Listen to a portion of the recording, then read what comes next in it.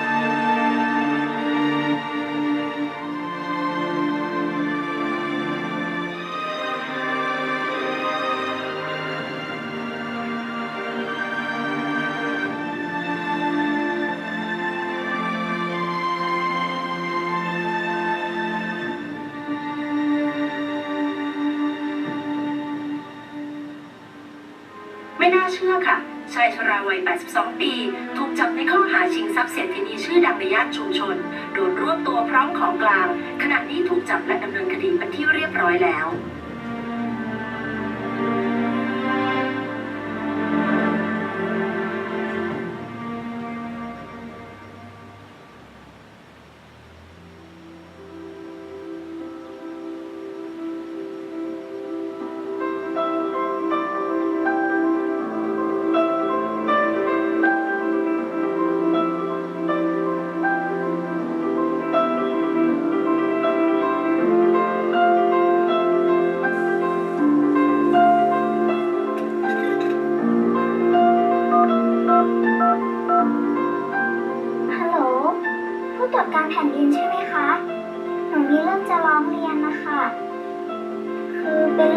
จะพึงพอใจอะค่ะ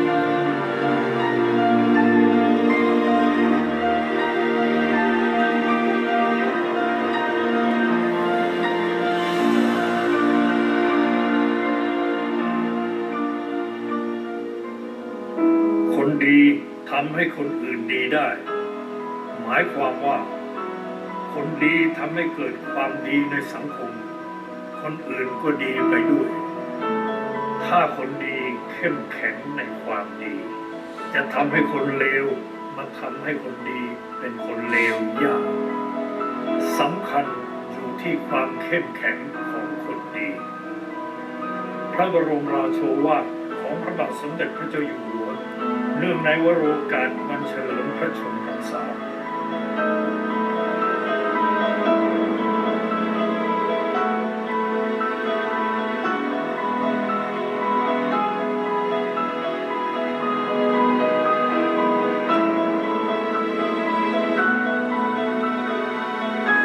แม้ทางตันยังมีทางออกผู้ตรวจการ That could be a talk all by itself.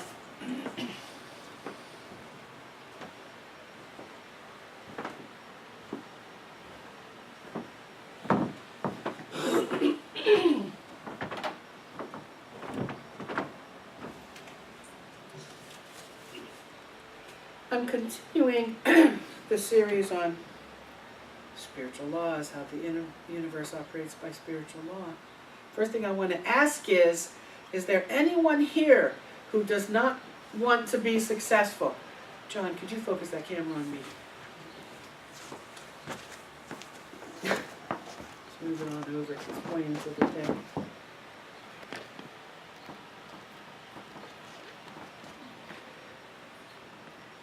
Oh, I didn't even know you could turn it like that. Oh, please.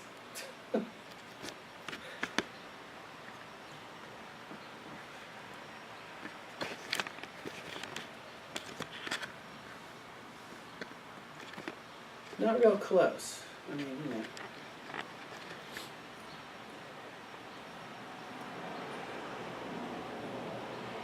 Doesn't matter if it's straight. It really doesn't. Is there anybody here who does not want to be successful? I would think most people would want to be successful. Do you agree? So let's talk about what success looks like in the real world. It's the continued expansion of happiness and the progressive realization of our worthy goals. It's the ability to fulfill our desires with effortless ease. Success can also be considered to be a process. Some people think it's hard work, and it's often considered to be at the expense of others. But it doesn't have to be hard work when we understand who we are and how the universe operates. Success also includes good health, energy and enthusiasm for life, fulfilling relationships, creative freedom, emotional and psychological stability, a sense of well-being, and peace of mind. So how do we get to have all those things and be successful? The best way is to foster a spiritual approach to success, which is the abundant flow of all good things to us. With knowledge and practice of spiritual law, we put ourselves in harmony with nature and create with carefulness, joy, and love. Spiritual laws are the same laws that nature uses to create everything we see in the manifest and material existence. Everything we can see, touch, taste, feel, hear.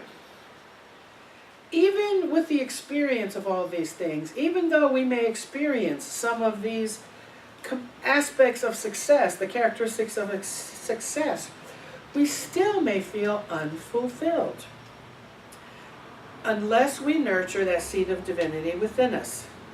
True success, therefore, is the experience of the miraculous.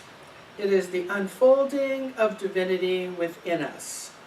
All of creation, everything that exists in the material world, is the result of unmanifest transforming itself into manifest. All processes of creation are processed through the self, big S, or the divinity expressing itself. The source of all, there are three components to this. The source of all creation is divinity, or spirit. The process of creation is divinity in motion, or the mind. And the object of creation is the physical universe, which includes the physical body. The physical laws of the universe are actually the whole process of divinity in motion, or consciousness in motion. When we understand these laws and apply these laws to our daily lives, anything we want can be created. Because the same laws nature uses to create a forest, or a galaxy, or a star, or a human body, can also bring about the fulfillment of our deepest desires. The source of all creation,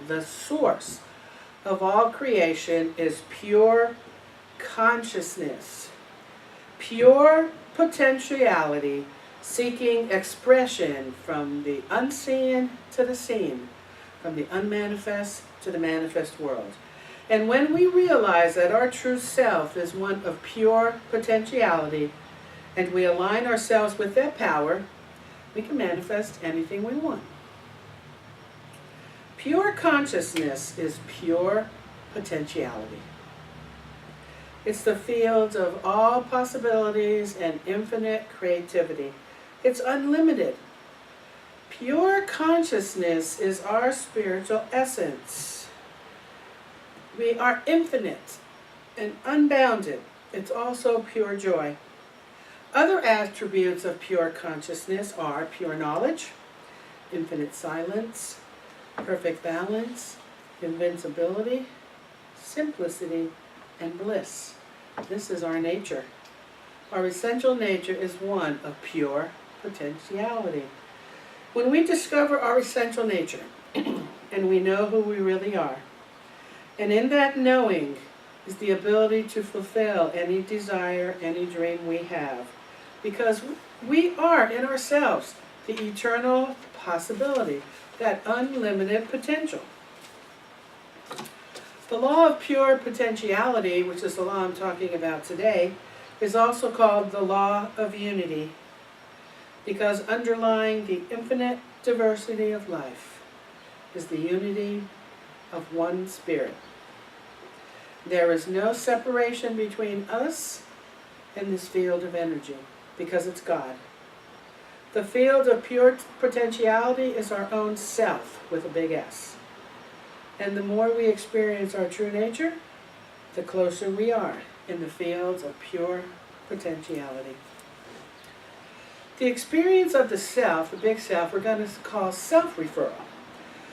When we operate through life via self-referral, or via the big self, we have the internal reference point is spirit, and not the objects that we experience throughout our lives. It's the power of the self, or the real self. There is an absence of fear. There is no compulsion to control. There is no struggle for approval or external power. The opposite of self-referral is object referral. That's the opposite. If we're not operating by spirit, then we're operating by ego. and ego is object referral. In other words, we're always influenced by the people, the circumstances, and the things and the situations that are outside of ourselves. We are constantly seeking the approval of others. Our thinking and our behavior are fear-based. We feel an intense need to control things. We feel an intense need for external power. And this kind of power is not lasting. It's not like the power of pure potentiality. Our true self, which is spirit, is completely free of these things. It's immune to criticism. It's unfearful of any challenge. It feels beneath no one, and yet is humble, and also feels superior to no one, because it recognizes that everyone is the same self, the same spirit, in different disguises. Self-power is permanent because it's based on the knowledge of the self.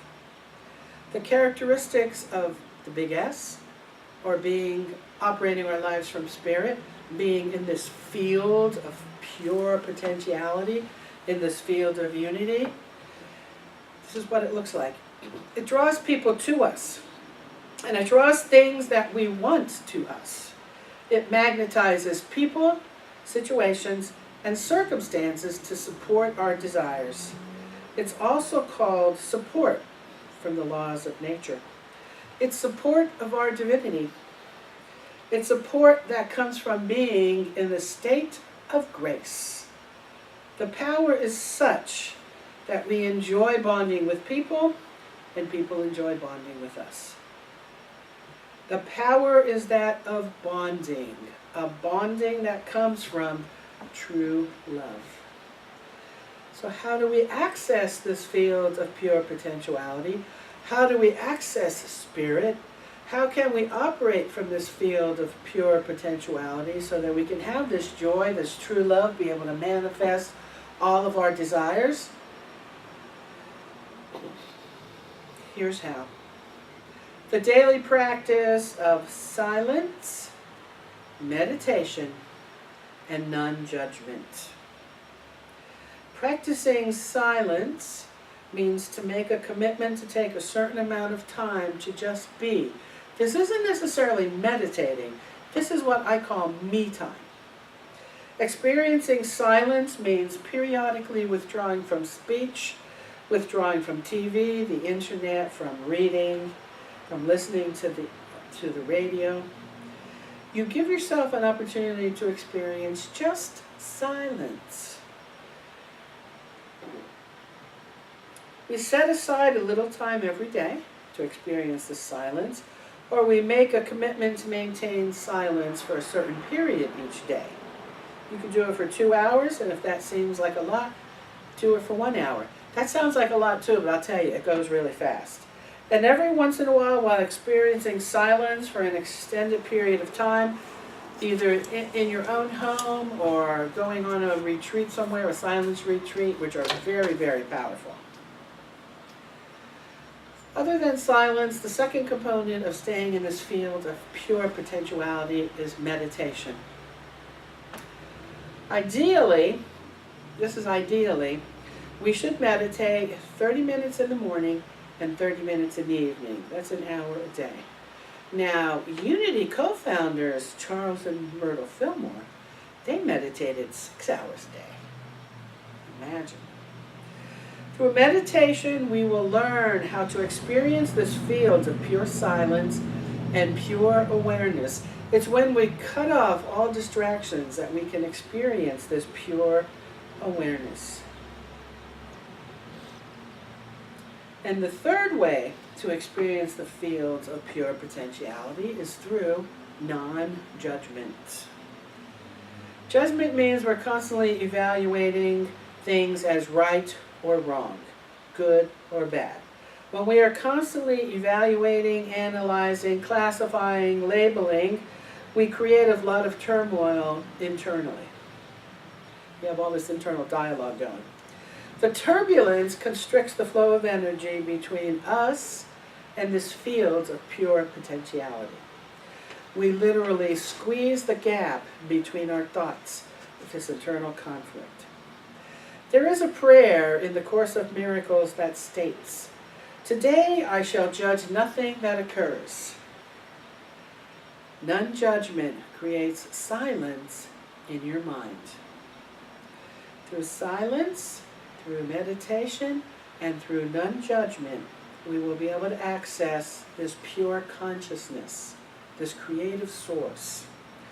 Once we start doing that, we can add the fourth component to this practice, which is regularly spending time in direct communion with nature.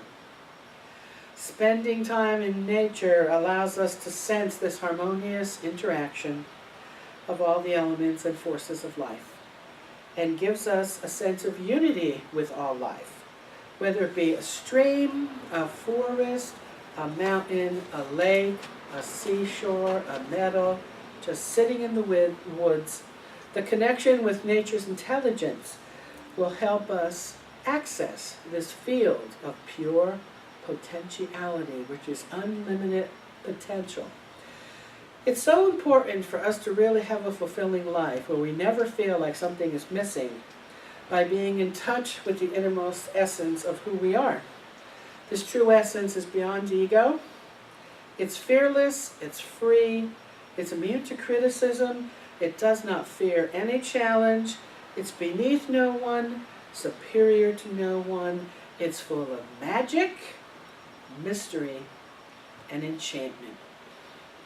No amount of money or success can solve the basic problems of existence. Only intimacy with the self.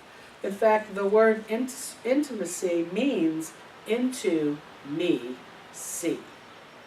Intimacy. This is what's going to bring about true healing. And when we're grounded in the knowledge of our true self, when we really understand our true nature, we will never feel guilty again.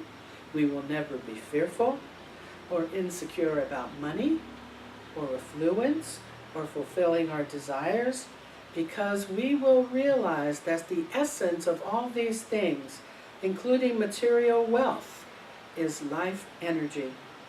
It is pure potentiality, and pure potentiality is who we are. Now, this is only one of the laws, spiritual laws. The other ones will work in tandem with the law of pure potentiality. So how are we going to apply the law of pure potentiality? And I'm going to say the C word, and a lot of people are afraid of the C word, and it is commitment. A lot of people run from this idea of commitment. So I want to invite you to affirm how we are going to apply the law of pure potentiality out loud together. Are we ready? Together? I will put the law of pure potentiality into effect by making a commitment to take the following steps. 1. I will get in touch with the field of pure potentiality by taking time each day to be silent, to just be. I will also sit alone in silent meditation at least twice a day for approximately 30 minutes in the morning and 30 minutes in the evening. 2. I will take time each day to commune with nature and to silently witness the intelligence within every living thing. I will sit silently and watch a sunset, or listen to the sound of the ocean or a stream, or simply smell the scent of a flower. In the ecstasy of my own silence, and by communing with nature, I will enjoy the field of pure potentiality and unbounded creativity. 3. I will practice non-judgment.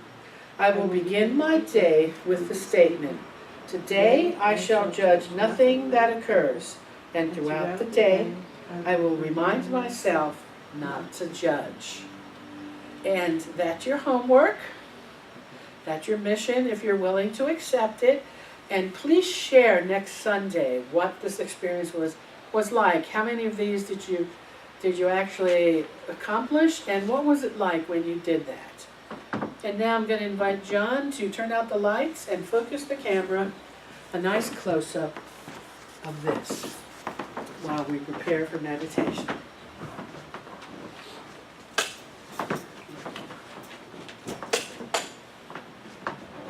And if you'll focus on our altar, a nice close-up. And as you're preparing for meditation, I'm not playing music because what we are going to do is experience the silence.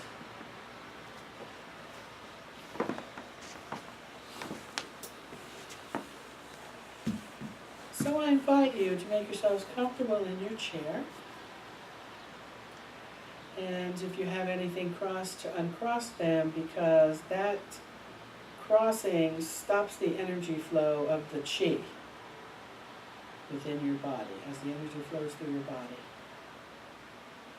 And as we're experiencing the silence, I'll just say an affirmation, 2 affirmations that I invite you to breathe in, and then my talking will stop.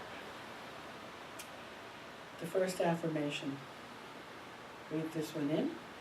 I am open and receptive to my inner teacher. I am open and receptive to my inner teacher.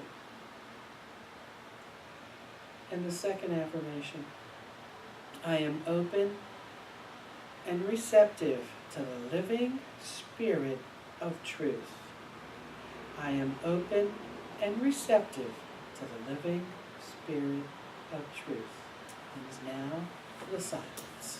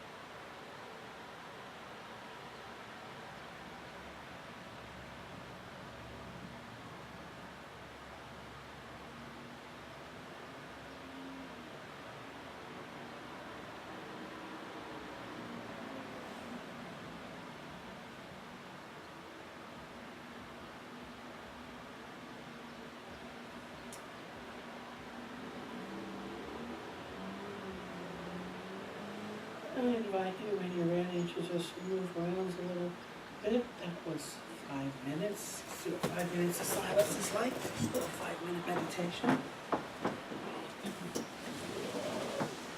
When you're ready, gently open your eyes. And we'll ask John to turn one of the lights on and forward the camera. The camera stops.